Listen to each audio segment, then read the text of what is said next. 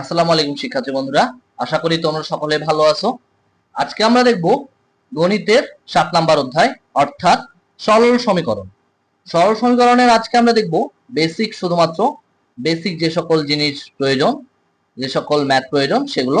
সামনের দিন থেকে আমরা এই অধ্যায়ের যে সকল অনুশীলনীর ম্যাথ রয়েছে সেগুলো দেখব। তো চলো শুরু করি। প্রথমে আমরা একটা সমীকরণ লেখার চেষ্টা করি। x minus 5 equal 2। এইটা কি লিখলাম আমরা? একটা সমীকরণ। এটা লিখলাম সমীকরণ। বা পরের লাইন আমাদেরকে এখানে বা দিতে হবে। আমরা এটাকে ধরবো কি? বাম পক্ষ। এটাকে এক পাশ ধরবো বাম পক্ষ, এটাকে ধরবো বাম পক্ষ এবং এটাকে ধরবো ডান পক্ষ। বাম পক্ষ, ডান পক্ষ। তাহলে আমরা যদি একটু পরের লাইনটা লেখার চেষ্টা করি, তাহলে এক্স বাম পাশে থেকে যাবে। আমাদের এক্স এর মান প্রয়োজন। আমাদের কার মান প্রয়োজন? এক্স এর মান প্রয়োজন। তাহলে এইখানে 5 এর আগে কি চিহ্ন আছে? 5 এর আগে আছে মাইনাস। 5 মাইনাস মাইনাস 5 যদি ওই পাশে যায়, ডান পক্ষে যায়, তাহলে চিহ্নের পরিবর্তন হবে। চিহ্নের পরিবর্তন হলে কি হবে? 2 প্লাস 5। 2 প্লাস 5। আমরা একটু লেখার চেষ্টা করি। 2 প্লাস 5। এখানে প্লাস কিসের জন্য হলো? বাম পক্ষ থেকে ডান পক্ষে কোনো কিছু আসলে, কোনো সংখ্যা আসলে সেখানে চিহ্নের পরিবর্তন হয়। মাইনাস প্লাস হবে, প্লাস মাইনাস হবে। তাহলে আমরা পরের লাইনে কি লিখতে পারি? বা x ইকুয়াল কত হবে? 7। এইটাই অ্যান্সার। খুব সহজ না? আসলে এগুলো খুবই সহজ। আমি যদি আরো একটা ম্যাথ দেখার চেষ্টা করি, 4x ইকুয়াল 3x প্লাস 7। একটু জটিল তবে সহজ। বা বা লিখলাম। আমাদের কিসের মান প্রয়োজন? এক্স এর মান প্রয়োজন। কিসের মান প্রয়োজন? এক্স এর মান প্রয়োজন। এই এক্সটার মান আমরা বের করব।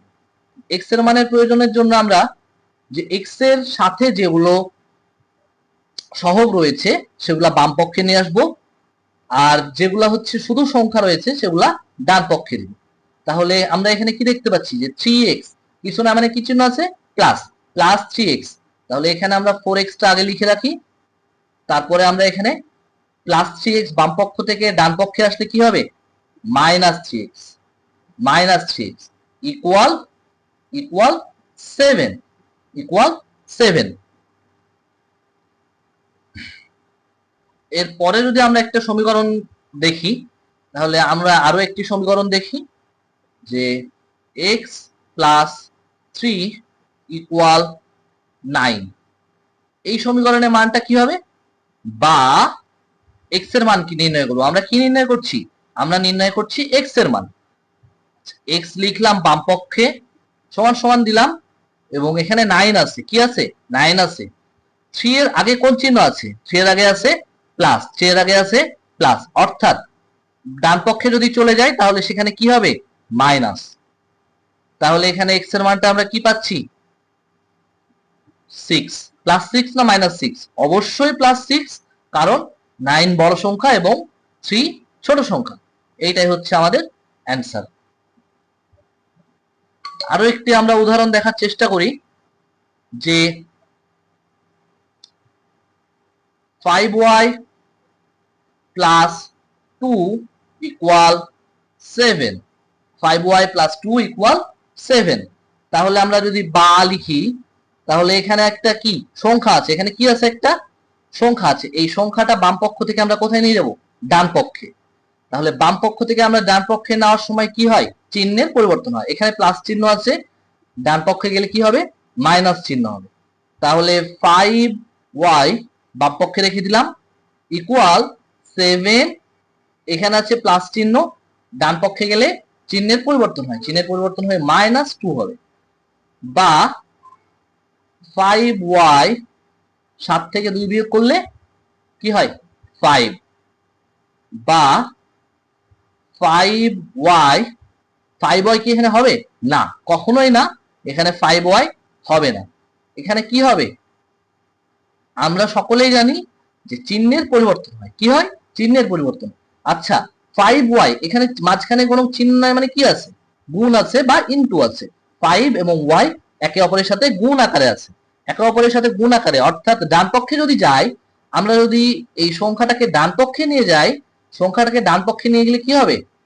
সংখ্যাটাকে সহগটাকে, সংখ্যা বা সহগ একই বিষয়, সংখ্যাটাকে ডান পক্ষে নিয়ে গেলে বাম পক্ষে যদি গুণ আকারে থাকে, ডান পক্ষে গেলে ভাগ আকারে হবে।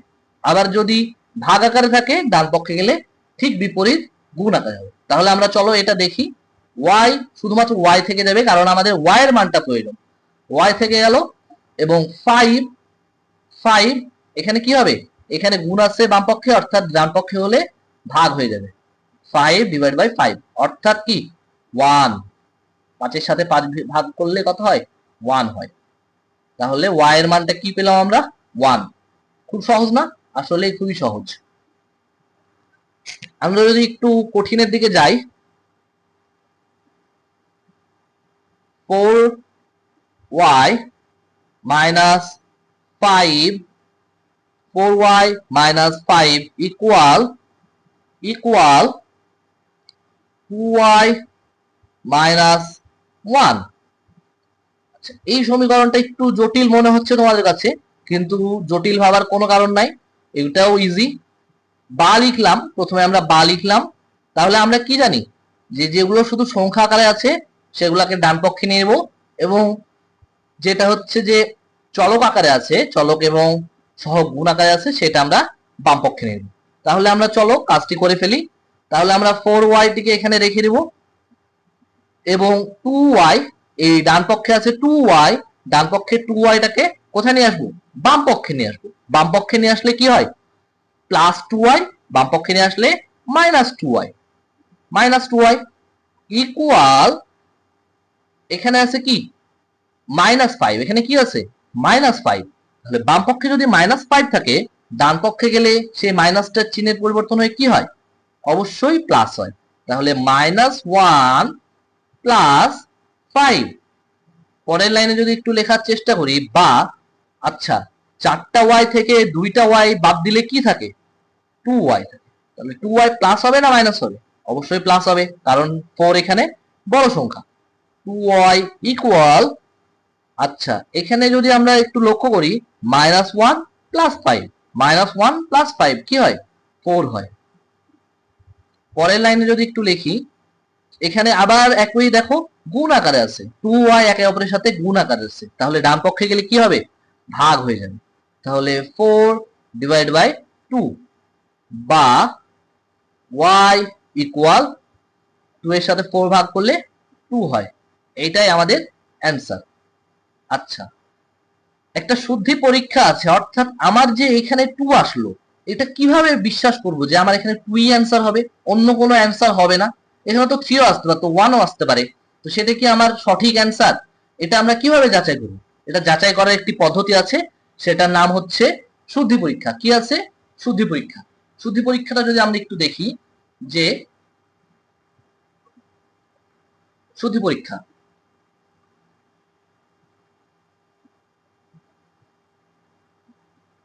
শুদ্ধি পরীক্ষা,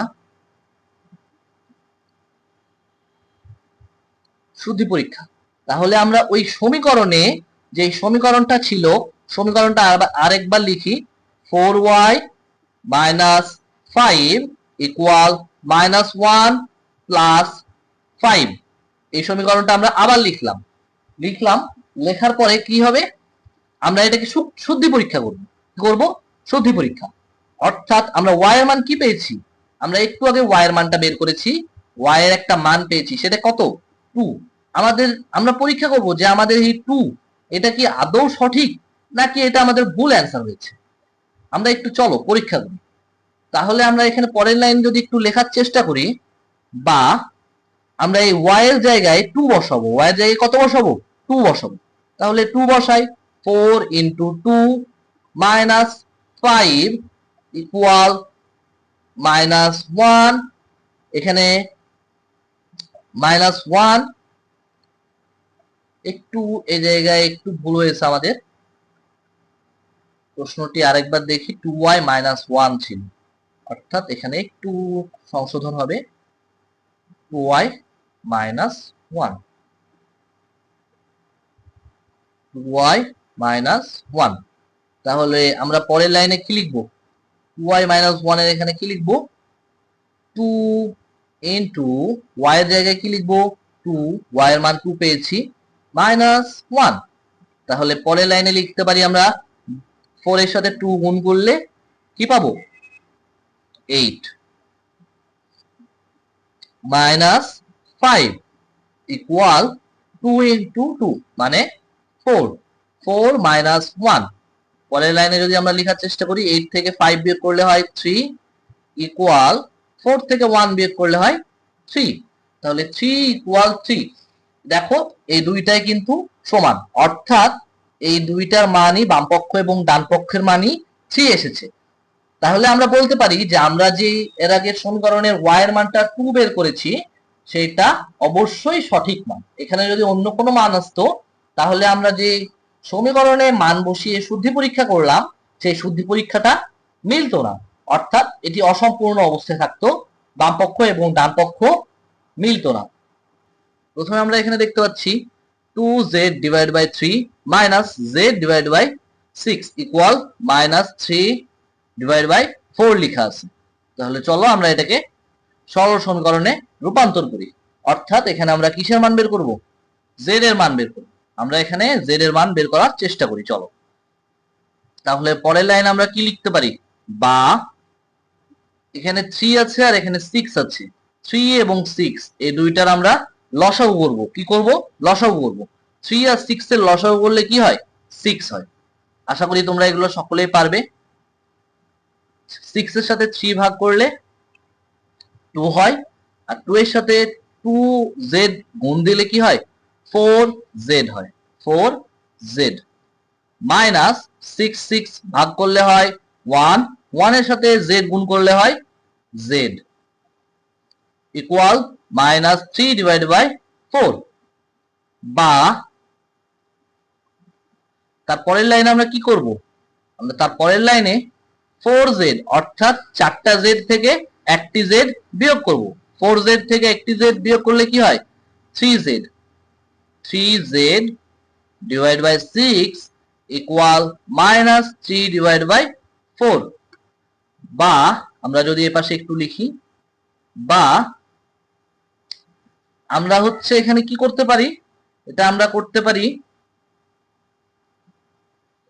এখানে দেখো 3 আর এখানে আছে 6, 3 এবং 6 একে অপরের সাথে কিন্তু ভাগ যায়। এখানে 3 আর 6 যদি আমরা কাটাকাটি করি তাহলে কি লিখতে পারি, নিচে 2 আর উপরে 1, 1 এর সাথে z গুণ করলে z হয় এবং নিচে কি হবে, নিচে হবে 2 এবং উপরে z ইকুয়াল ডান পক্ষে যেটা আছে 3/4 সেটা আমরা বসিয়ে দিই। ডান পক্ষে 3/4 আছে সেটা আমরা বসিয়ে দিলাম। তারপরের লাইনটা আমরা যদি লক্ষ্য করি একটু, তারপরের লাইনে কি হবে, তারপরের লাইনে আমরা r গুণ করব। কি করব r গুণ করব। তাহলে z এর সাথে 4 গুণ করলে হয় 4z এবং 3 এর সাথে 2 গুণ করলে কি হয় 3। আচ্ছা আমরা একটু ভেঙে ভেঙে করার চেষ্টা করি, 2 ইনটু মাইনাস 3, 2 ইনটু মাইনাস 3 কি করেছি এখানে এই লাইন থেকে এই লাইনে r গুণ করেছি। কি করেছি r গুণ, r গুণ করলে আমরা এখানে 4z ইকুয়াল 2 ইনটু মাইনাস 3 পাই। তাহলে এখানে আমরা 4z টাকে একটু আলাদাভাবে যদি লিখি, ভেঙে লেখার চেষ্টা করি, তাহলে এখানে কি লিখতে পারি 2 ইনটু 2z,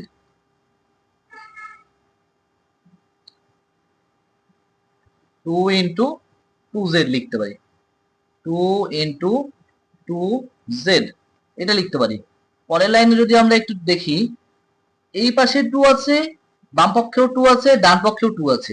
বাম পক্ষের 2 এবং ডান পক্ষের 2 কিন্তু কেটে যায়, বাম পক্ষের 2 এবং ডান পক্ষের 2 কেটে যায়। তাহলে কেটে গেলে আমরা কি থাকে, আমাদের এখানে কি থাকে, থাকে হচ্ছে 2z equal minus 3, 2z equal minus 3। বা পরের লাইনে যদি আমরা এটা লিখি, বা z এর মান বের করতে চাই, আমরা কিসের মান বের করতে চাই z এর মান, অর্থাৎ এই পাশে 2 গুণ আকারে আছে, কি আকারে আছে এই পাশে 2 গুণ আকারে আছে। তাহলে যদি ডান পক্ষে চলে যায় তাহলে কি হবে ভাগ হয়ে যাবে, z ইকুয়াল মাইনাস 3/2 এটাই হচ্ছে অ্যান্সার। খুবই সহজ ম্যাথ, আশা করি তোমরা বুঝতে পেরেছো। যদি না বুঝতে পারো তাহলে আমাদেরকে কমেন্ট করবে, ইনশাআল্লাহ কমেন্টে উত্তর দেওয়ার চেষ্টা করব। পরবর্তীতে আমরা আরো একটি ম্যাথ দেখি। দেখি 2 into 5 plus x equal 16, বা দিয়ে এখানে কি লিখতে পারি আমরা? এখানে এটাকে প্রথমে বন্টন বিধি অনুসারে এটাকে আমরা ভাঙতে পারি। বন্টন বিধি অর্থাৎ কি? আমরা এখানে 2 এর সাথে 5 এর গুণ দিব, 2 এর সাথে 5 এর গুণ দিব, আবার 2 এর সাথে x এর গুণ দিব। 2 এর সাথে 5 এর গুণ দিলে কি হয়? 5 into 2 অর্থাৎ 10 প্লাস 2 into x অর্থাৎ 2x ইকুয়াল এপাশে 16 আছে, 16 আমরা রেখে দেব। বা বামপক্ষে যদি 10 আছে, বামপক্ষের যে সংখ্যা, বামপক্ষের এই 10, এই সংখ্যাটাকে আমরা ডান পক্ষে নিয়ে যাব। বামপক্ষের 10 বা ডান পক্ষে গেলে কি হবে?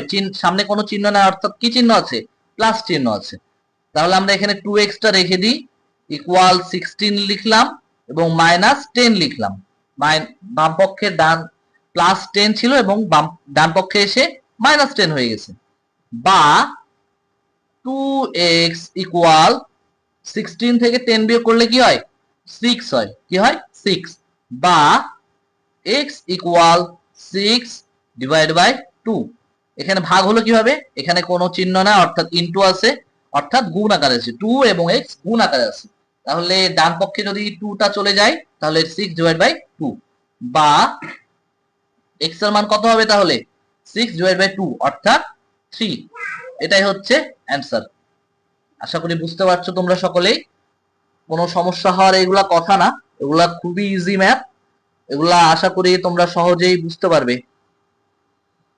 যদি কোনো প্রশ্ন থাকে তাহলে আমাদেরকে জানাতে পারো, অবশ্যই আমরা তোমাদেরকে সাহায্য করব। আজকে এই পর্যন্তই। ধন্যবাদ সকলকে। পাঠযাত্রার সাথেই থাকবে।